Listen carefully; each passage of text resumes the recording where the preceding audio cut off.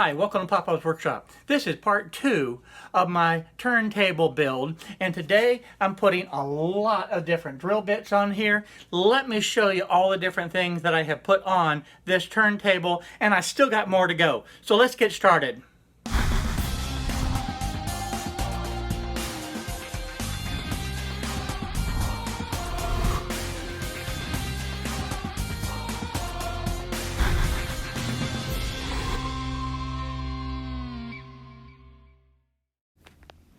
Now the first thing that I want to do is be able to label each of the 6 panels. So I took some wood, and it's 3/4 of an inch by 1 inch thick. And I wanted to be able to make these, of course, 7 inches long. I need 6 of these. So I'm just set up the table saw with my table saw sled and cut these real quick. And from there, I went over to the CNC machine to be able to put all the words on these 6. Now this is the setup that I'm using. This is 7 inches long, is 1 inch wide. And I have my bump stops actually on all 4 sides that will hold it in place. And that keeps the registry accurate because this is going to be my XY 0 point for the machine. And then I have 2 bump stops that are actually clamped to hold it down on top. So the only thing I need to do is print out the letters, slide these back, drop the new one in, and tighten it back down, and I'm ready to be able to carve again. And I'm going to carve 6 labels, 1 label for each of the panels. In Easel, I opened up a new window, and I went ahead and typed out the words for 6 of the sides for my turntable. So I'm going to have 1 of those for the pin turning bits, 1 for the brad tip bits, and so on, so I can have each of those panels labeled. And then down at the bottom, I've opened up a work piece for each of those words so that I'll be able to carve them individually. Okay, there's a new feature in Easel, and it is a drop-down window that's right here that allows you to jog the machine without actually hitting the carve button. So I have this set now for 1 inch, and I'm moving XY axis over so I can position it directly over my home position for the machine.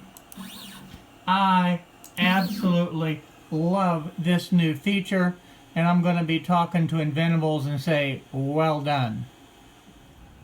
I've been able to jog the machine directly over my little point here that's going to be the center of my carving. And I'm going to carve the first one with the words, and then we'll just swap out the piece of wood, drop in the next one, and the registration will be exactly the same. So this is going to work out well. This point is the XY 0 point for the workpiece. It has nothing to do with the home position of the machine itself. That is why I can actually position it here and actually carve it. You can see what it looks like on the computer screen, and it looks like it's off of the table, but it's really not. And that's important to be able to note. Now I'm going to put a link up above to some other videos that I have done where I've gone into a lot of detail explaining this. But it works extremely well, and it's something that you should consider using if you have the CNC in your shop. Now once finished, it'll return to that home position, and I don't have to reset it. To change this out, all I have to do is loosen these, slide it back, pull this one out, drop the new one in place, and then tighten it back down.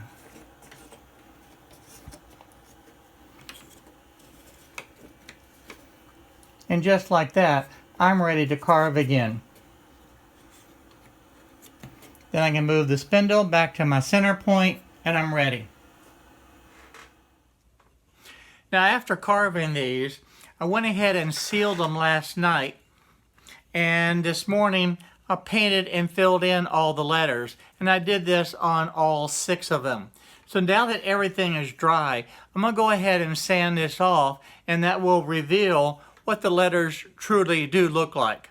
And this is one of the easiest processes to be able to do the painting.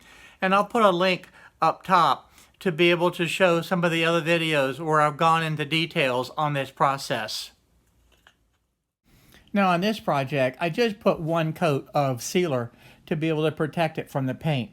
Normally on a project where I did not want any bleeding at all, I would put several coats of the sealer before spraying it black. Or in this case, I used the acrylic paint and just brushed it in. Either way, this still is a very, very effective process. Once I'm done with the sanding, I can just blow it off with the air compressor, and you can see the results is great. Now I took just a few minutes more and did the other three with the exact same process, blew it off so I got rid of all the sawdust, and you can see the end result is very, very good. And I use this same method on a lot of the different signs that I do in the shop. Now what I'm using to attach this is the Starbond super glue. Now this is the thin, and I'm just going to use this to glue these labels directly onto the panels. And all I'm going to do is just put a little bit on each end. Doesn't take a whole lot.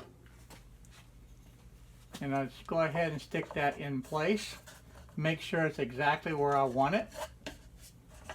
And I'm just going to clamp it there for a few moments.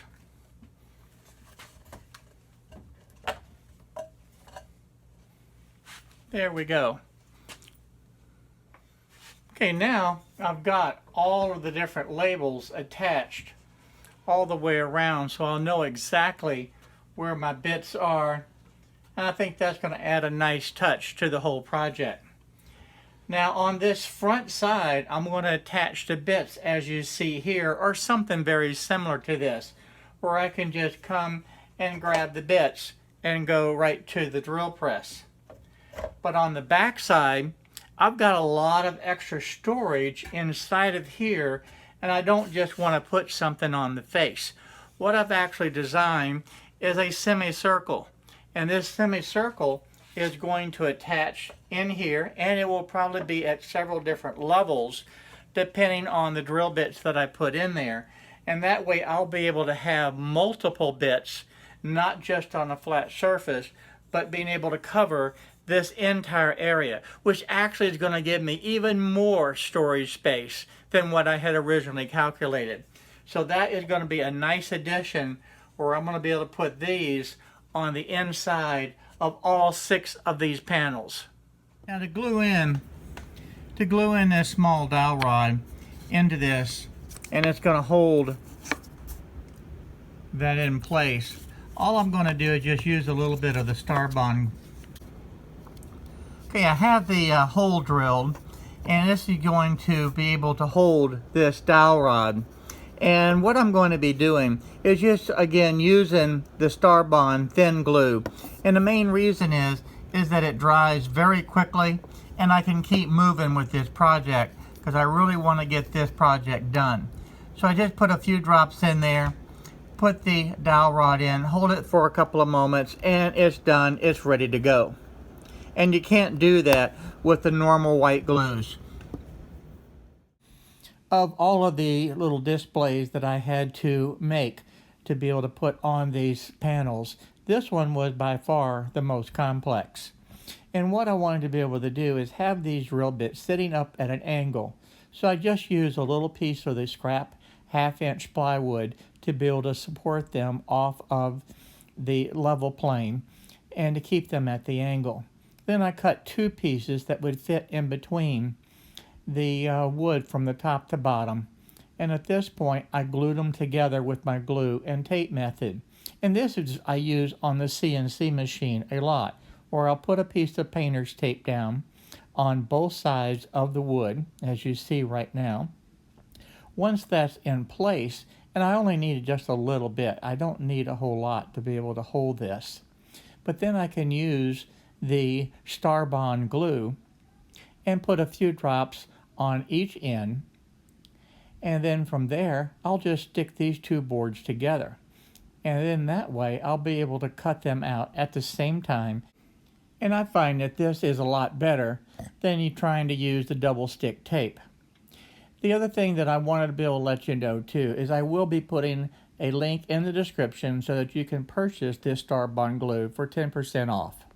Now all I need to do is just hold this together for a couple moments and I'll be ready to cut it out. Now I use the Starbond glue to be able to hold down all of the little small blocks and to keep these drill bits at the correct angle. And I think that is going to work real well, and this makes it where it goes together very, very quickly. And when it comes time to separate it, you can just separate it very easily because it's the tape that's actually doing the holding, and the Starbond glue holds the tape together. Very, very effective method for doing it, and this Starbond glue is an excellent product to be able to use for this. I mean, I have tried many glues over the years and I don't use anything but the Starbond glue at this point. It works so well. And with both of these cut at the same time, they're exactly the same. So that's going to go in just like that. Then I'll cut a little strip of wood to go across here, and this will be done. Now I'm going to go ahead and glue these pieces in. And like I said, it doesn't take much. We'll drop there and there and there. That slides in place. And just like that, it's done. Same thing on this side. 1, 2, and 3. Flip it over, put it in, press it in place, and it's finished. I'll let that dry, and while that's drying, I'm going to go ahead and cut these 3 pieces to be able to go in there. And then I'll be ready to mount this back onto the turntable. Okay, I've got these little pieces cut now. I'm just going to go ahead and place these in to their holders. That one goes in the middle. This one goes right here. This one goes right down here. And I'm going to take these pieces and drop them in place.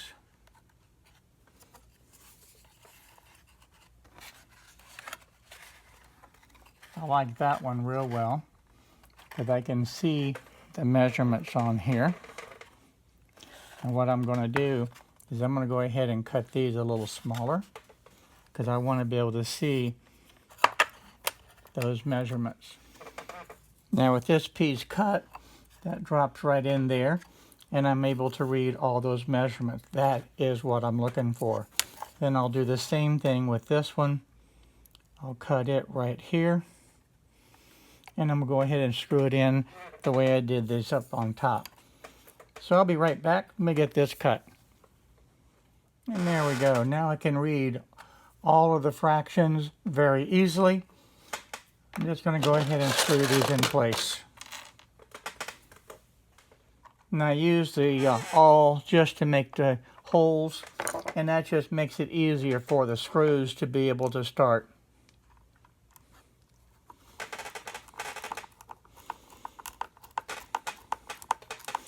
The nice thing about having the screws, if I ever need to take these out, I can just unscrew it. But even so, these will lift out. Just a little bit more difficult. Plus, if I ever decide to change and go with the different drill bits in here, you never know. The cases may be different. And I'll have to make a little bit of modification. Worst case, just create a new panel and do this same process all over again. Now I have another little small holder made, and I'm just drilling the holes to be able to accept the tools. And I did this process throughout.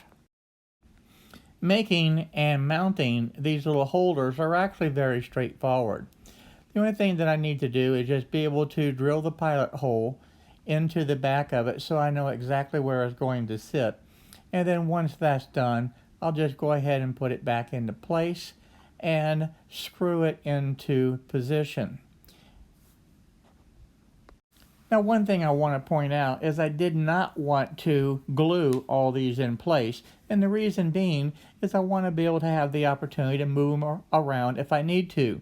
And you'll see that when I put this one in, that hole had already been drilled, which means I had already changed my mind and moved the holder to someplace else and put this one in its place. And by doing it this way, it makes it where I have the most flexibility possible. Now, I've been working on putting all the different drill bits into this turntable, and it's working out great. And one of the things that I really like is I can just grab the drill bit, put it back in real easy. If I need another one, I can grab that bit, and then I can just turn, and I'm right at the drill press. And it's so convenient that when I'm finished, I don't have to worry about finding a box again. I can just take the bit out and go ahead and put it right back where it belongs.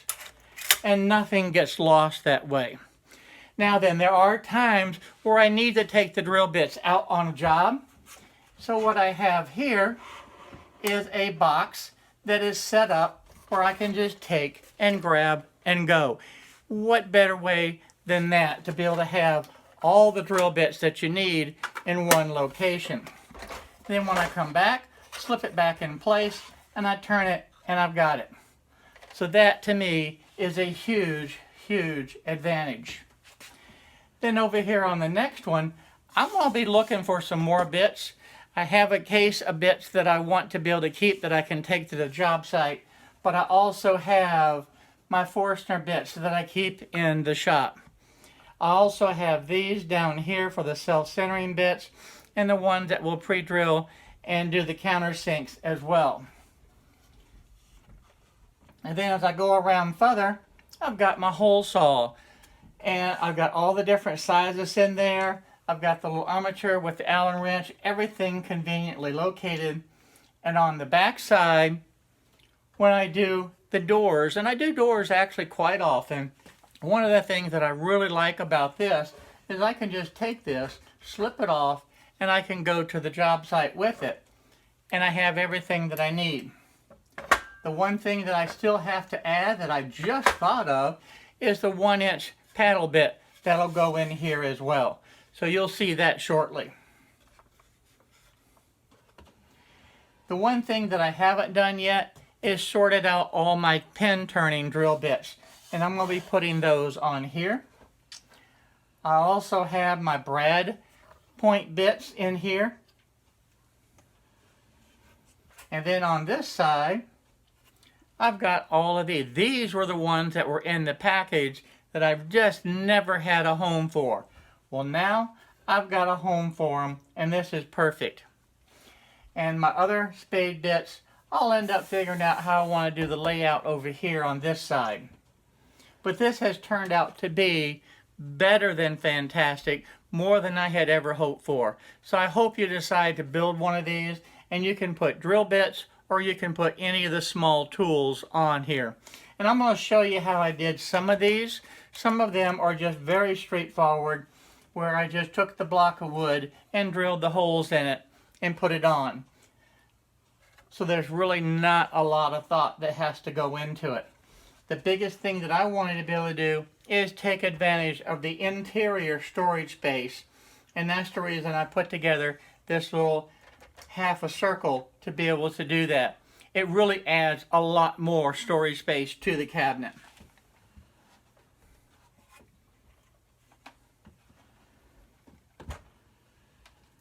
Works fantastic, guys. I absolutely love this.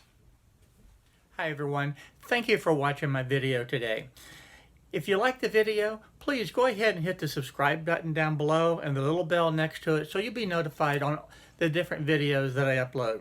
Also, check out the videos over here to be able to stay up to date on the happenings in my shop.